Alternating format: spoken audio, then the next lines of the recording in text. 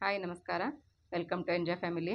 ಅದ್ಭುತವಾಗಿ ರುಚಿಯನ್ನು ಕೊಡುವಂಥ ಈರುಳ್ಳಿ ಗಣಿ ಅಥವಾ ಈರುಳ್ಳಿ ಹೂವಿನ ಪಲ್ಯನ ಮಾಡ್ತಾ ಇದ್ದೀನಿ ಇವತ್ತು. ಅದಕ್ಕೆ ಈರುಳ್ಳಿ ಗಣಿನ ತೊಗೊಂಡು ಅದರ ಸಿಪ್ಪೆಗಳನ್ನೆಲ್ಲ ತೆಗೆದಾದ್ಮೇಲೆ ಕ್ಲೀನಾಗಿ ತೊಳೆದು ಚಿಕ್ಕ ಚಿಕ್ಕದಾಗಿ ನಿಮ್ಗೆ ಯಾವ ಸೈಜ್ ಬೇಕಲ್ಲ ಆ ಸೈಜಲ್ಲಿ ಕಟ್ ಮಾಡಿ ಇಟ್ಕೊಂಡು, ಹಾಗೆಯೇ ನಾನು ಅದರಲ್ಲಿ ಬರುವಂಥ ಬಲ್ಬ್ ಈರುಳ್ಳಿಗಳನ್ನು ಸಪ್ರೇಟಾಗಿ ಕಟ್ ಮಾಡಿ ಇಟ್ಕೊಂಡಿದ್ದೀನಿ. ಮತ್ತು ಇವಾಗ ಪಾತ್ರೆಯಲ್ಲಿ ಎಣ್ಣೆ ಹಾಕ್ಬಿಟ್ಟು 1 ಟೇಬಲ್ ಸ್ಪೂನ್ನಷ್ಟು, ಅದಕ್ಕೆ 1 ಟೀ ಸ್ಪೂನ್ನಷ್ಟು ಸಾಸಿವೆ ಹಾಕ್ಕೊಂಡಿದ್ದೀನಿ. ಕಾದಾದ್ಮೇಲೆ ಇವಾಗ ಸಾಸಿವೆ ಸಿಡಿದ್ಮೇಲೆ ಕರಿಬೇವನ್ನು ಹಾಕ್ಕೊಳ್ತಾ ಇದ್ದೀನಿ. ಕರಿಬೇವು ಕೂಡ ಚೆನ್ನಾಗಿ ಸಿಡಿದಾಗಿತ್ತು. ಈಗ ಇದಕ್ಕೆ ನಾನು ಈರುಳ್ಳಿ ಬಲ್ಬ್ ಈರುಳ್ಳಿಗಳಿತ್ತಲ್ವ, ಈರುಳ್ಳಿ ಗಣ್ಣಿ ಜೊತೆಗಿದ್ದಂಥ ಆ ಈರುಳ್ಳಿಗಳನ್ನ ಕಟ್ ಮಾಡ್ಕೊಂಡಿದ್ದೀನಿ. ಹಾಗೆಯೇ ಒಂದು ಈರುಳ್ಳಿನ ಸಪ್ರೇಟಾಗಿ ತೊಗೊಂಡಿದ್ದೀನಿ. ಇವು ತುಂಬ ಎಳೆ ಈರುಳ್ಳಿ ಆಗಿದ್ದರಿಂದ ಸ್ವಲ್ಪ ಬೇರೆ ಈರುಳ್ಳಿ ಹಾಕ್ಕೊಂಡ್ರೂ ಕೂಡ ಚೆನ್ನಾಗಿರುತ್ತೆ. ನೀವು ಜಾಸ್ತಿ ಒಂದು 2-3 ಕಟ್ಟು ಈರುಳ್ಳಿ ಗಣಿ ತೊಗೊಂಡಿದ್ರೆ ಅದಕ್ಕೆ ನೀವು ಅದೇ ಈರುಳ್ಳಿಗಳೇ ಸಾಕಾಗುತ್ತೆ, ಮತ್ತು ಎಕ್ಸ್ಟ್ರಾ ಹಾಕ್ಕೊಳ್ಳೋ ಅವಶ್ಯಕತೆ ಇರಲ್ಲ. ಇವಾಗ ನಾನು ಬೇರೆ ಇನ್ನೊಂದು ಈರುಳ್ಳಿನೂ ಕೂಡ ಹಾಕ್ಕೊಂಡಿದ್ದೀನಿ ಇದರೊಟ್ಟಿಗೆ. ಈಗ ಇದಕ್ಕೆ ಈರುಳ್ಳಿ ಎಲ್ಲ ಭತ್ತ ಆದಮೇಲೆ ಅದಕ್ಕೆ ಈರುಳ್ಳಿ ಹೂವನ್ನು ಹಾಕ್ಕೊಳ್ತಾ ಇದ್ದೀನಿ.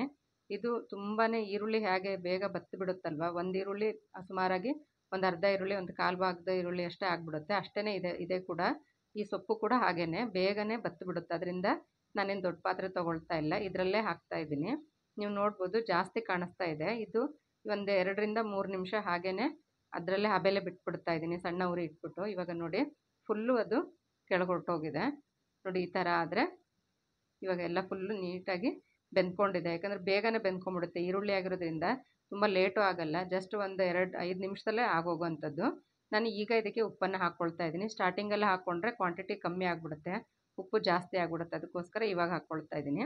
ಅದಕ್ಕೆ ಉಪ್ಪು 1 ಟೀ ಸ್ಪೂನ್ನಷ್ಟು, 1.5 ಟೀ ಸ್ಪೂನ್ನಷ್ಟು ಅಚ್ಚ ಖಾರದ ಪುಡಿ, ಹಾಗೆಯೇ ಒಂದು ಅರ್ಧ ಟೀ ಸ್ಪೂನ್ನಷ್ಟು ಅರಿಶಿನ ಹಾಕ್ಕೊಳ್ತಾ ಇದ್ದೀನಿ. ಇವಾಗ ಇದನ್ನು ಚೆನ್ನಾಗಿ ಮಿಕ್ಸ್ ಮಾಡ್ಕೊಳ್ಳೋಣ.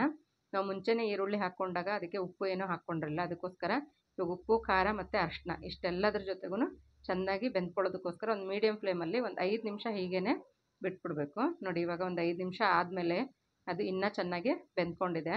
ತುಂಬ ಮೆತ್ತಗಾಗಲ್ಲ, ಯಾಕಂದರೆ ನೀರು ಹಾಕ್ಕೊಳ್ತಿಲ್ವಲ್ಲ, ಅದರಿಂದ ನೀರು ಹಾಕ್ಕೊಳ್ಳೇಬೇಕಿಲ್ಲ ಇದಕ್ಕೆ, ಹಾಗೆ ಮಾಡಿಕೊಂಡ್ರೆ ಸಾಕು. ಇವಾಗ ನಾನು 1 ಟೇಬಲ್ ಸ್ಪೂನ್ನಷ್ಟು ಗರಂ ಮಸಾಲ ಪುಡಿ, ಇದು ಹೋಮ್ ಮೇಡ್ ಗರಂ ಮಸಾಲ ಪುಡಿ, ಹಾಗೆಯೇ ಕೊತ್ತಂಬರಿನ ಹಾಕ್ಕೊಳ್ತಾ ಇದ್ದೀನಿ. ಇದಕ್ಕೆ ಬೇರೆ ಯಾವುದೇ ಟಚ್ ಕೊಡೋದು ಬೇಡ ಫ್ರೆಂಡ್ಸ್, ಹೀಗೇ ತುಂಬ ಚೆನ್ನಾಗಿರುತ್ತೆ. ರೊಟ್ಟಿಗೆ ಹಾಗೆ ಚಪಾತಿಗೆ ಒಳ್ಳೆ ಕಾಂಬಿನೇಷನು. ರೊಟ್ಟಿಗಂತೂ ಜೋಳದ ರೊಟ್ಟಿಗೆ ಒಳ್ಳೆ ಕಾಂಬಿನೇಷನ್ ಫ್ರೆಂಡ್ಸ್ ಇದು. ಜೋಳದ ರೊಟ್ಟಿ ಮಾಡ್ಕೊಂಡಾಗ ಇದನ್ನು ಮಾಡಿದಾಗ ಜೋಳದ ರೊಟ್ಟಿ ಮಾಡಿ ನೋಡಿ, ತುಂಬ ಚೆನ್ನಾಗಿರುತ್ತೆ. ಇವಾಗ ಸರ್ವ್ ಮಾಡ್ಕೊಳ್ಳೋದಕ್ಕೆ ರೆಡಿಯಾಗಿದೆ.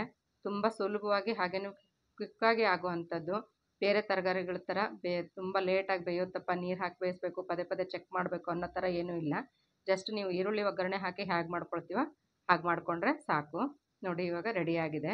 ಇವತ್ತು ಮಾಡಿರುವಂಥ ಈರುಳ್ಳಿ ಗಣಿ ಅಥವಾ ಈರುಳ್ಳಿ ಹೂವಿನ ಪಲ್ಯ ನಿಮ್ಗೆ ಇಷ್ಟ ಆಗಿದೆ ಅಂದ್ಕೊಳ್ತೀನಿ. ಇಷ್ಟ ಆಗಿದ್ದರೆ ಲೈಕ್, ಕಮೆಂಟ್ ಮತ್ತು ಶೇರ್ ಮಾಡಿ ಫ್ರೆಂಡ್ಸ್. Thank you.